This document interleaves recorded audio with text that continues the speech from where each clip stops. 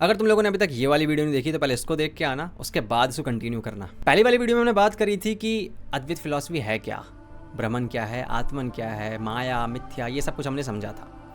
आज की वीडियो में हम बात करेंगे ईश्वर के बारे में कि अद्वैत फिलॉसफी के अंदर ईश्वर क्यों है। जब अल्टीमेट रियलिटी ब्रह्मन है तो ये ईश्वर क्या कर रहा है यहाँ पे, तो इसको समझेंगे।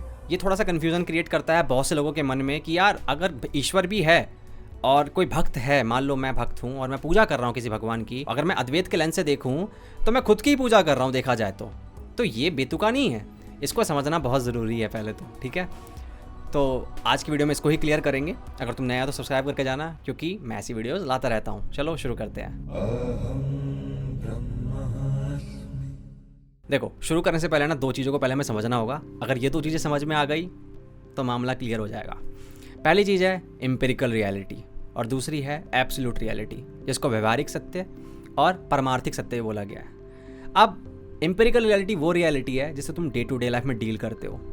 ये जगत जो कुछ तुम्हें दिख रहा है, सब कुछ, जीव जगत जो कुछ भी है, वो एम्पिरिकल रियलिटी का हिस्सा है। मतलब वो टेम्पररी है, चेंज होता रहता है, वो डिपेंडेंट है किसी और चीज़ पे, ठीक है, और ख़त्म हो जाएगा एक दिन। और एब्सोल्यूट रियलिटी मतलब परमार्थिक सत्य एक ही है जो कि ब्रह्मन है, प्योर कॉन्शियसनेस, एब्सोल्यूट ट्रुथ, और वही सत्य है, वही परमानेंट है और वो इंडिपेंडेंट है। अब जो ईश्वर है जिसकी तुम पूजा करते हो वो करते हो तुम एम्पिरिकल रियलिटी के अंदर। एम्पिरिकल रियलिटी के अंदर जो भेद है वर्शिपर और वर्शिप्ड में, ठीक है, भक्त और जिसकी पूजा हो रही है, उसके बीच में जो भेद है वो एग्जिस्ट करता है बिकॉज ऑफ माया।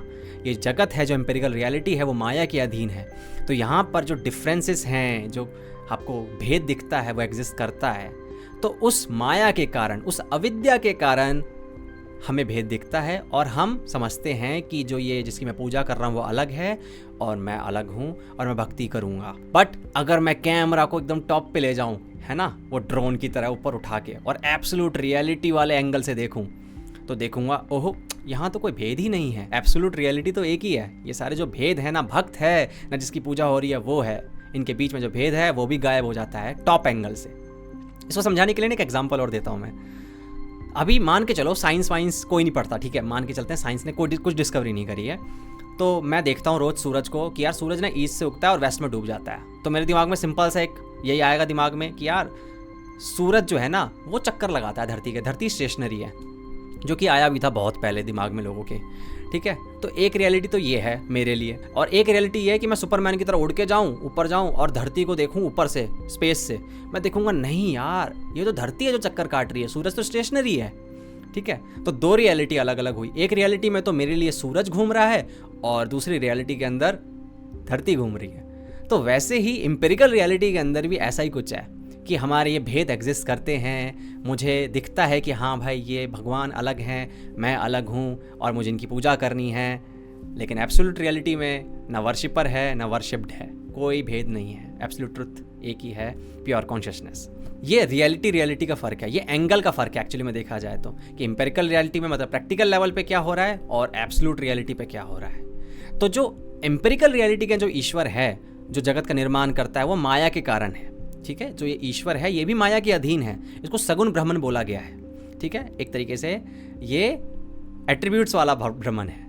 अब जो निर्गुण ब्रह्मन है वो एब्स्ट्रैक्ट हो जाता है। तो कुछ लोगों के लिए क्या किया गया, जो कॉमन लोग हैं ना, उनको बहुत दिक्कत हो रही थी कि यार ज्ञान मार्ग से ना कुछ लोग ही बहुत पहुंच पाते हैं उस तक, उस रास्ते तक, उस मोक्ष तक। तो भक्ति मार्ग को लाया गया कि सगुण ब्राह्मण को लेके आते हैं। कोई ऐसी चीज़ दिखेगी जिसको फिजिकली देख सकते हो, छू सकते हो, महसूस कर सकते हो, तो कुछ लोगों के लिए आसान हो जाएगा उस रास्ते पे जाना।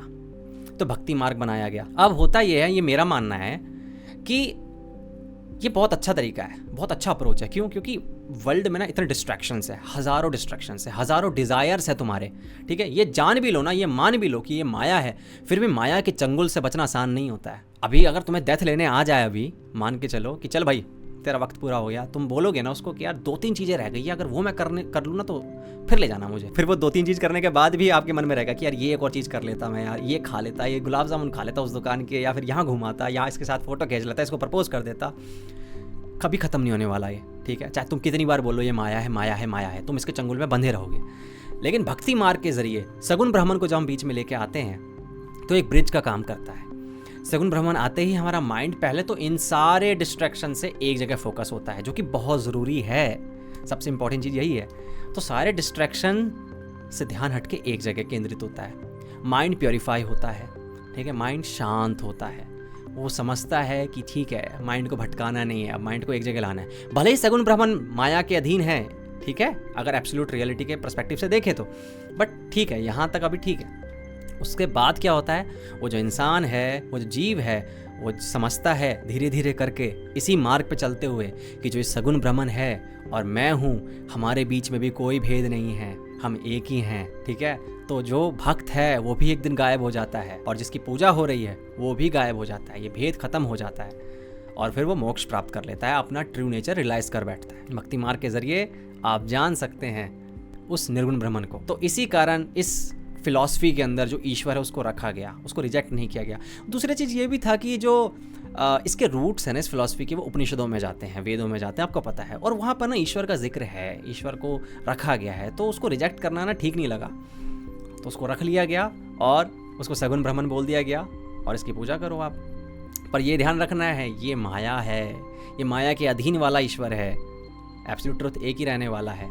और ये बहुत कमाल तरीके से इस नॉन ड्यूलिस्टिक फ्रेमवर्क में इसको फिट किया गया, ये बहुत बहुत शानदार काम किया गया है। और जिसके कारण जो आम लोग हैं, कॉमन लोग हैं, आप और मैं जैसे, जिनका दिमाग ज़्यादा काम नहीं कर पाता है, उनके लिए ये बहुत अच्छा रहता है। तो इस तरीके से ईश्वर जो है वो माया के अधीन रहकर एम्पेरिकल रियलिटी में रहता है, जिसकी हम पूजा करते हैं। लेकिन एब्सोल्यूट रियलिटी में जैसे तुम टॉप एंगल पे कैमरा ले जाओगे अपना उड़ाकर, कुछ नहीं है, सब माया है, सब मिथ्या है, सत्य तो एक ही है। चलो भाई, तो आज के लिए इतना ही। नेक्स्ट वीडियो में कुछ और नया लेके आऊँगा, ठीक है। अगर तुम कुछ ऐड करना चाहते हो या फिर कोई सजेशन है तुम्हारे, वो कमेंट सेक्शन में मुझे दे सकते हो, ठीक है। लाइक करके जाना वीडियो को, और हाइप बटन एक नया आया है मैंने सुना है ना, उसको और क्लिक कर देना, ठीक है, जिससे वीडियो थोड़ी पुश हो जाएगी यार।